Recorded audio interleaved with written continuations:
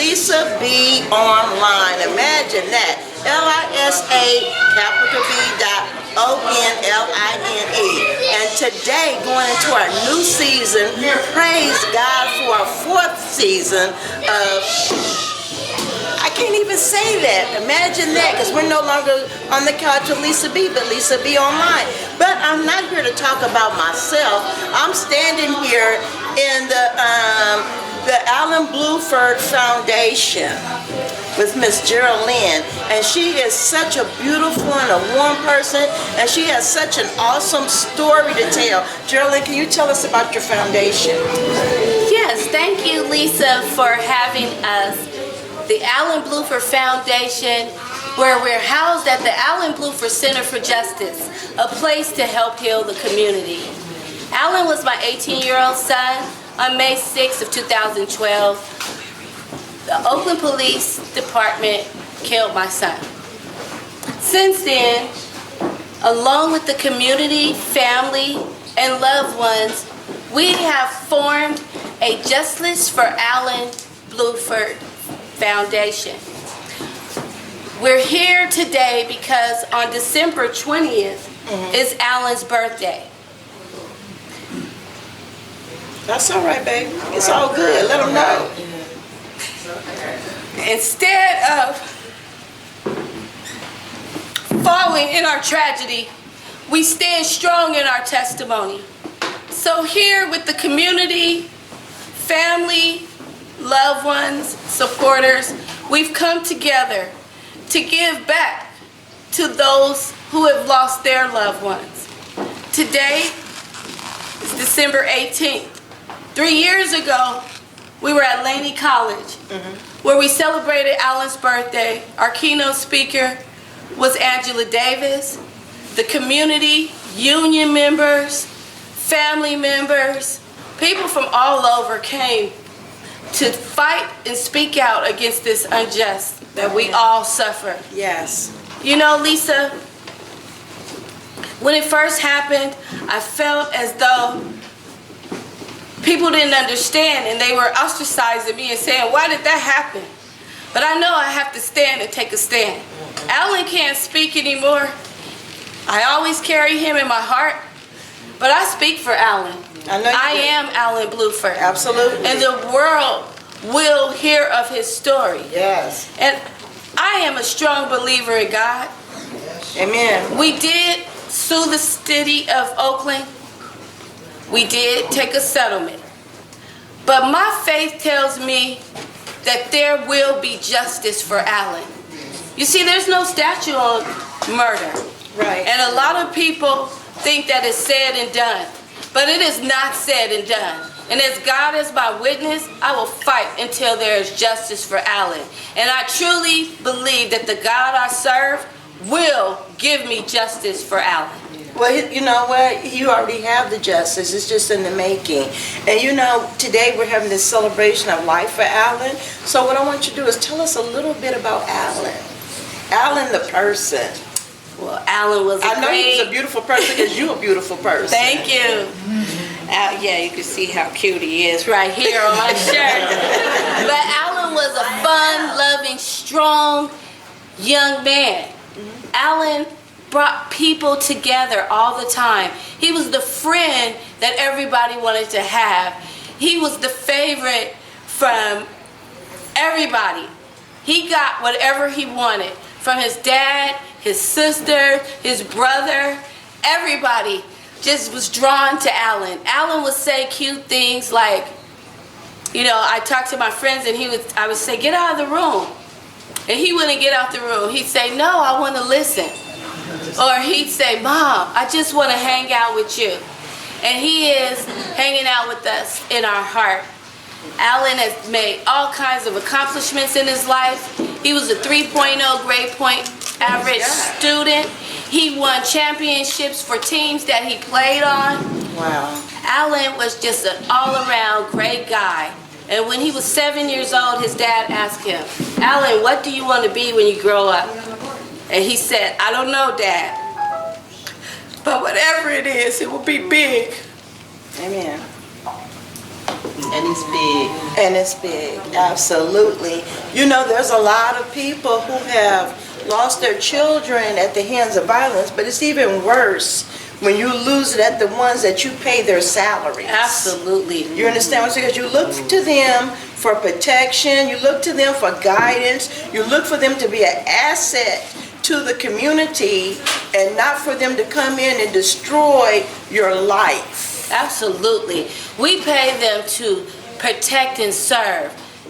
But unfortunately, in today's society, they shoot to kill.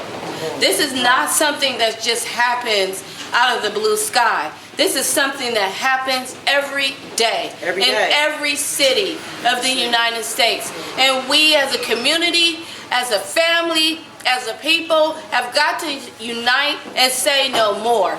That's why here at the Brown-Blueford Center for Justice, my co-director, her name is Molly Costello.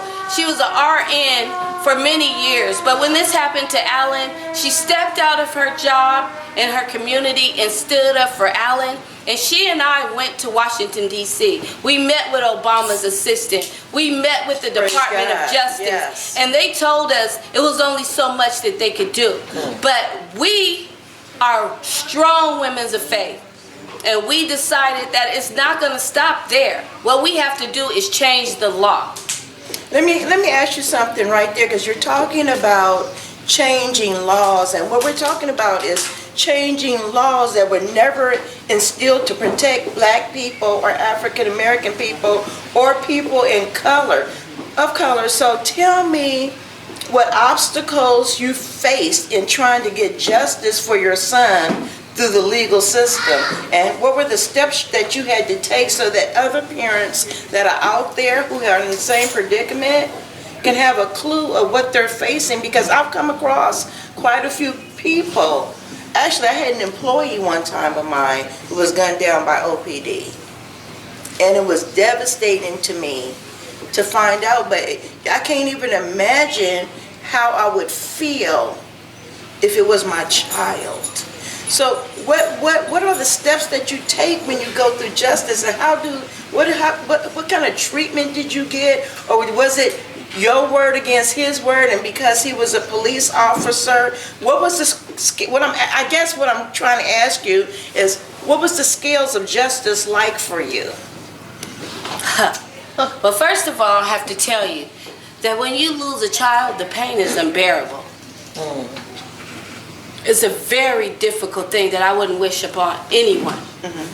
But let me tell you, the first thing they do when they shoot your loved one is they victimize the victim. Absolutely. They begin to start telling all kind of stories and lies. They begin to hide evidence. They begin to tell you things that are not true. They plant news feeds and things out to the news that say derogatory things about your loved one and your families. But you cannot listen. Right.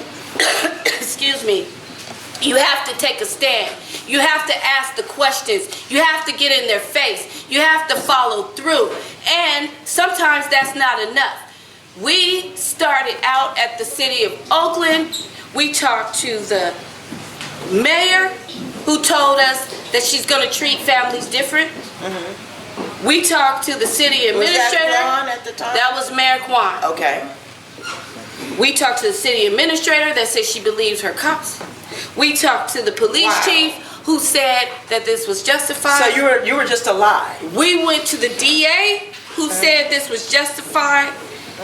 We met with the assistant chief, who said it was justified. But I'm telling you, the God I serve, he does not take that for granted. Mayor Kwan is no longer the mayor. Right.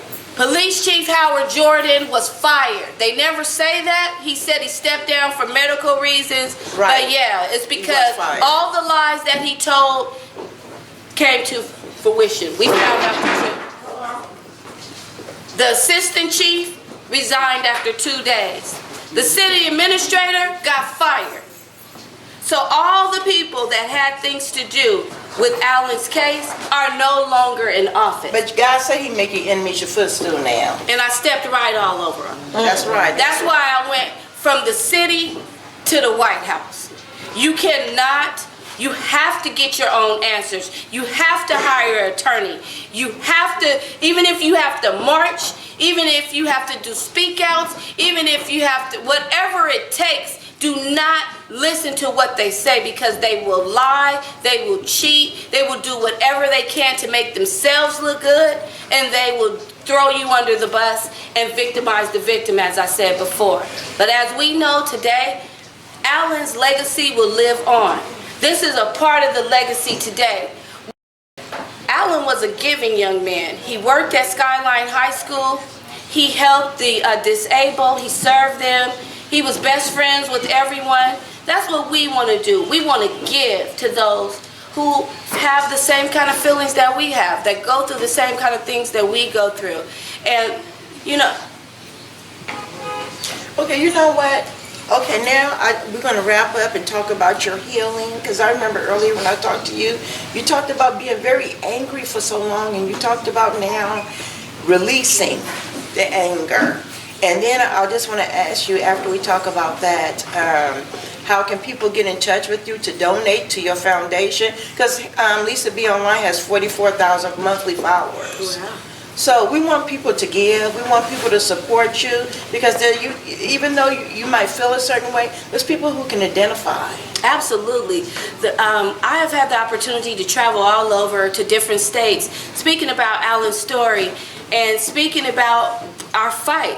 And, you know, to God be the glory. I get messages and letters, and people reach me and say that I'm an inspiration. For me, that's a little bit like, what, me? Because I can't believe. But Alan's story touches people. So you birthed something out of this. Yes, I did. And the thing is, when it first happened, I was in shock. I was in turmoil. I was in pain. I spent the first year living through anger and sadness. I was mad at everything. I walked in anger. I cried in anger. I talked in anger. I did everything angrily. And this is the 4th birthday without Alan, and I'm tired of being sad.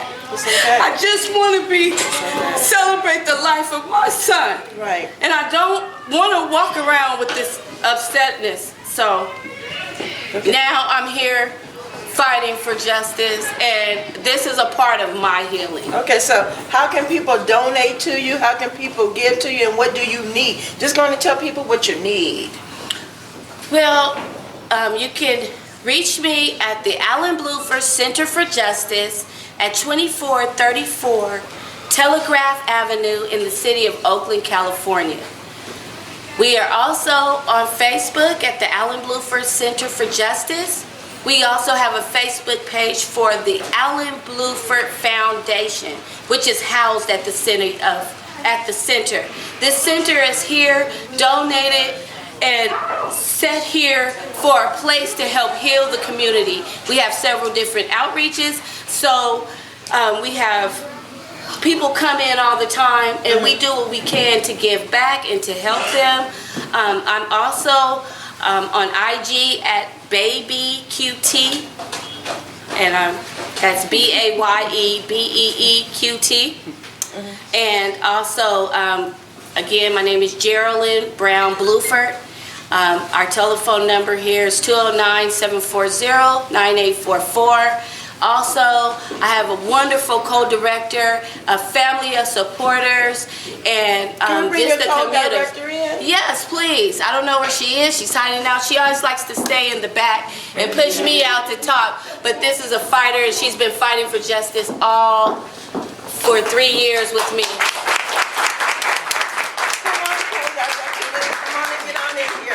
We couldn't do this without her. Tell her what you need. And the community. So we just need support for all of our outreaches, which is healthcare, counseling, inspirational speaking, fighting against police terror, which is a big thing. If you want to battle back, you got the right. They took the wrong boy, but you got the right sisters here. We'll go fight all the way with you. Okay. And we want to encourage all the mothers out there. We want to encourage all the mothers out there, or the fathers, grandmothers, aunties, uncles, friends, whoever you are, if you have lost someone to violence, please come reach out to Jeralynn. Come help unite yourself with her in this cause. God bless you. And as always, we're going to leave you with this. A soul saved beautifies a community. Hashtag me, Lisa B Online. We love you, and it's a wrap. Blessed 2016 to you. May God use you.